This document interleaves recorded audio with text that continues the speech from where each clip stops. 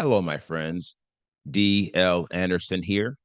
Welcome back to Transformation by Truth podcast as we share the truth concerning these last days and what you must do to save yourself from the violent times that are just ahead. Today's podcast is a word of truth accounting of the end times. The end is coming. The end is near. Today's podcast is entitled End Times 362, The Spiritual Disease of Disobedience, Part 2. The Progression of Disobedience Continued. The podcast objectives are: analyze the unlawful transfer of authority associated with nonconformance, analyze the difference between secular and spiritual nonconformance, and reveal the spiritual death associated with complacency. This lesson contains timelines and other visuals. Therefore, if you are listening to the podcast, I advise you to watch the video version on our website or YouTube, or request a PDF of the lesson so you can add the visual effect. The transfer of authority. Shalom, my beloved brothers and sisters, and welcome to day 117 of our exposition of lawlessness.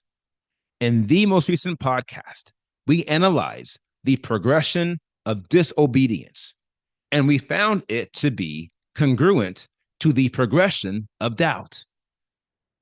In doing so, we came to see how noncompliance, i.e., the fundamental degree of disobedience, is aligned with despair, i.e., the fundamental degree of doubt.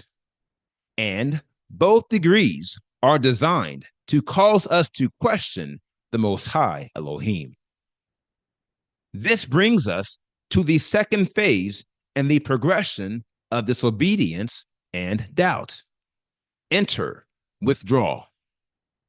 Now, if you recall, the phase of withdrawal is aligned with the focal degree of doubt, i.e., distrust. Accordingly, it is also aligned with the focal degree of disobedience. Enter nonconformance. By definition, nonconformance is failure to meet a predefined standard, operating outside the boundaries prescribed by one in authority.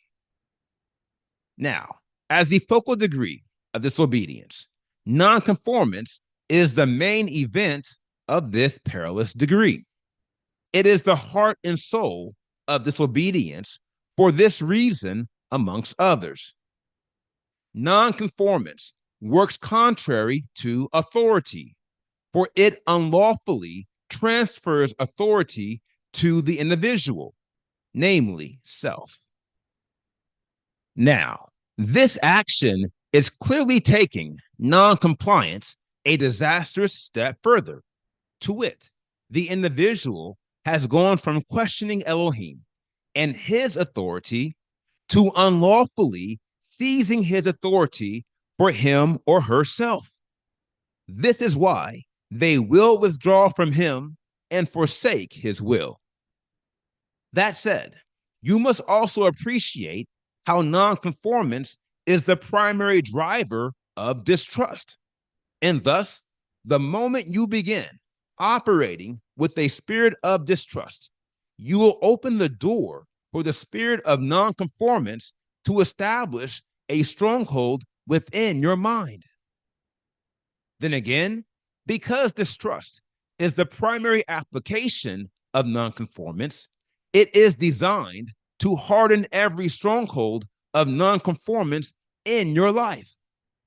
In doing so, it will cause you to withdraw from the order of Elohim and establish your own order, for this is the only other path you can take on this wise.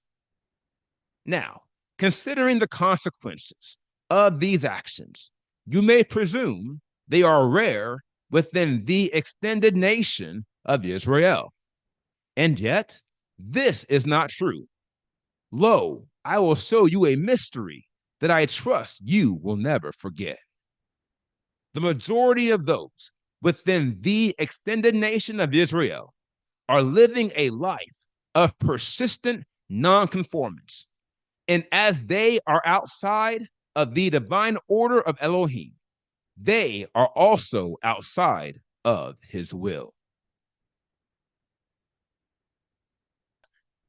Expect the unexpected. Now, first of all, I assure you, this is a true matter. Even so, it may be difficult for many to believe, which is why I refer to it as a mystery.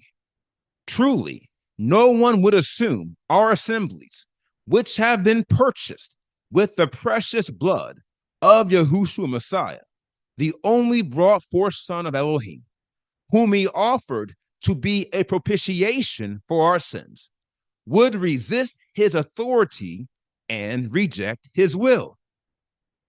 The primary contradiction with this depressed reality stems from the variation between the models of conformity within our spiritual institutions and our non-spiritual institutions. Consider this. Although many within our assemblies will struggle to conform to the will of Elohim, they will often have little to no struggle conforming to the will of those who exert authority over them outside of the assembly.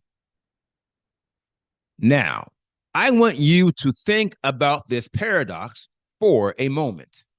Consider all the secular institutions you have been or are a part of, from high school to college, to your professional career, to being a homeowner, a taxpayer, etc., etc., etc., etc. In doing so, you will come to an obvious conclusion. Vis-a-vis, all these societies have rules which are to be followed if they are to succeed. Brothers and sisters, our education system has rules. The housing industry has rules. Our state and federal governments have rules. Just think about it. Every legitimate institution in our society has rules. Now, ask yourself this question. How many times have I willfully broken or resisted these rules? How many times have I refused to pay my mortgage or my rent? How many times have I refused to pay my taxes? How many times have I refused to go to work on time? How many times have I disobeyed my manager? How many times have I failed to go to class and complete the work assigned to me by my professors? Now, I would surmise most of us have never willfully broken any rules. Why? It's because we understand their purpose. To wit, we understand the benefits as well as the consequences of nonconformance, which in some cases could have drastic long-term effects in our lives. Trust me, these consequences are as real as they are inevitable. So, what do? We readily or eventually conform, wherein lies the paradox and the inflection, which I will offer in the form of a question. If we are given to following the rules of our secular societies and often prepared to do whatever it takes to uphold them, why are so many unwilling to taking the same approach to conformance with regards to the commands Elohim has prescribed to guard and edify our spiritual societies? No doubt, there are various reasons why many are reluctant and will thus fail on this wise. For the sake of time, I will only discuss one, and I will offer it formally in the form of an interest point. The consequences of spiritual nonconformance are neither immediate nor tangible to many within our assemblies, for they are derivatives of favor, mercy, and grace, three expressions of the nature of Elohim, which so many are by default benefactors and by choice ungrateful. On the other hand, the consequences of secular nonconformance are almost always immediate and almost completely tangible. Ergo, as we often readily perceive the threat of secular nonconformance, it retains a higher success rate than spiritual conformance. Alas, this is only one of many peculiar and damaging ironies associated with our quest, and one of those rare occasions where we should expect the unexpected. Two poisons when taken together. Now, last but not least, the third and final phase of the progression of disobedience and doubt is opposition. As you learned aforetime, this phase is aligned with the critical degree of doubt, i.e., self-reliance. Ergo, it is also aligned with the critical degree of disobedience. Enter complacency. By definition, complacency is a feeling of quiet pleasure or security, often while unaware of some potential danger, defect, or the like. Calm satisfaction with your own abilities or situation that prevents you from putting forth your best effort. Now, this degree of disobedience may appear to be more subtle or less threatening than noncompliance and nonconformance. And thus, I would caution you, things are not always how they appear. Now, in the case of complacency, we understand this first and foremost because it is the critical degree of disobedience. Ergo, complacency is not only the key that unlocks the door to the reign of disobedience within our beings, but it is also the disastrous end of those who are given to noncompliance and nonconformance. The equation is as thus: noncompliance plus nonconformance equals complacency. Look here, this is not just any equation. My dear friends, this is the equation of death. To wit, complacency is a patented spiritual career killer. Here is why. Those who become infected with the spiritual virus of complacency will never succeed in their mastery of the Father's will because they have no foundation. You can see this by observing the image to the left. To wit, faith is the foundation of the pinnacle of holiness. And as obedience is the application of faith, disobedience prevents us from establishing our foundation of faith. As for the deadly nature of complacency, this is confirmed by the image to the right.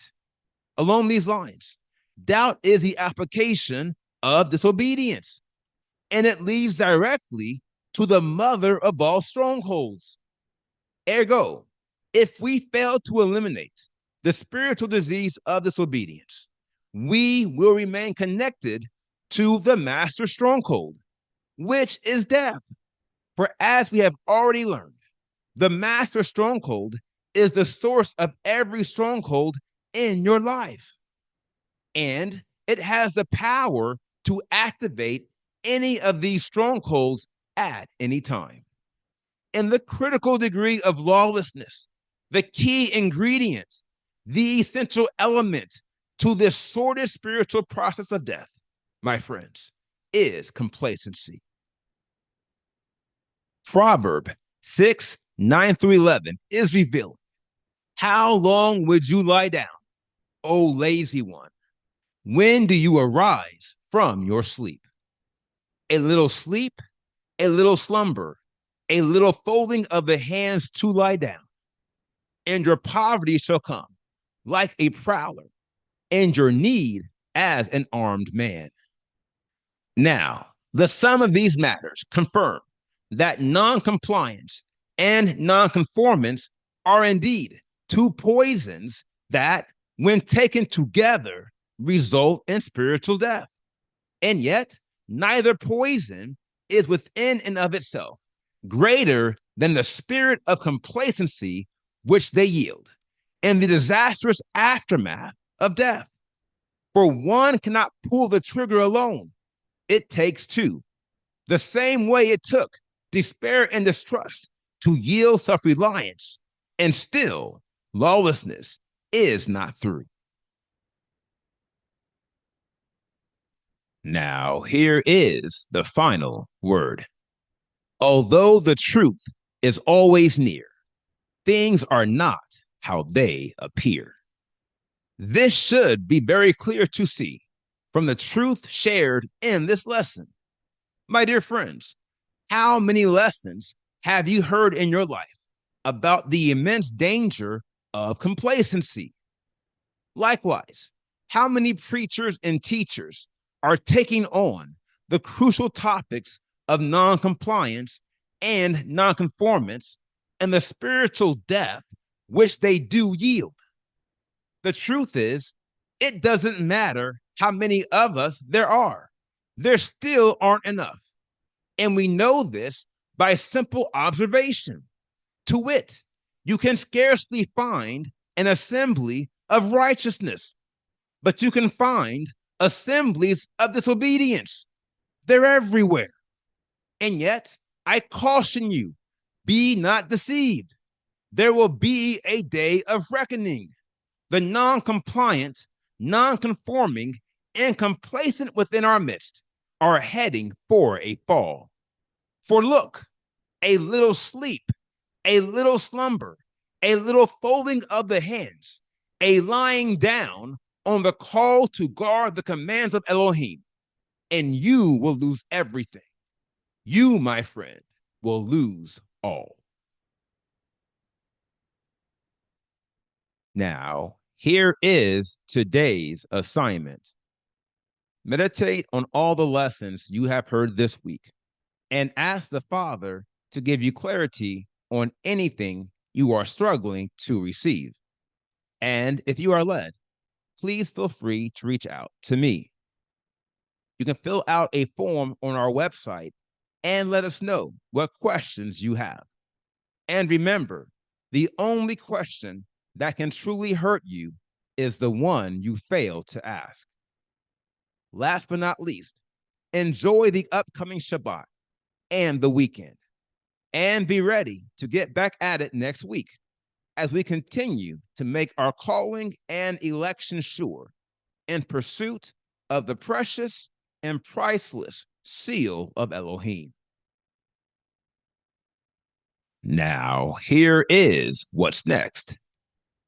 We completed today's podcast, End Times 362, The Spiritual Disease of Disobedience, Part 2. And the next podcast is entitled End Times 363, The Power of Mastery. I will post this podcast on Monday, October 28th, 2024. Until then, my friends, continue to be led by the Spirit of Elohim. Continue to watch, continue to pray, continue in fasting, and most of all, continue to be focused, for the end is coming. The end is near.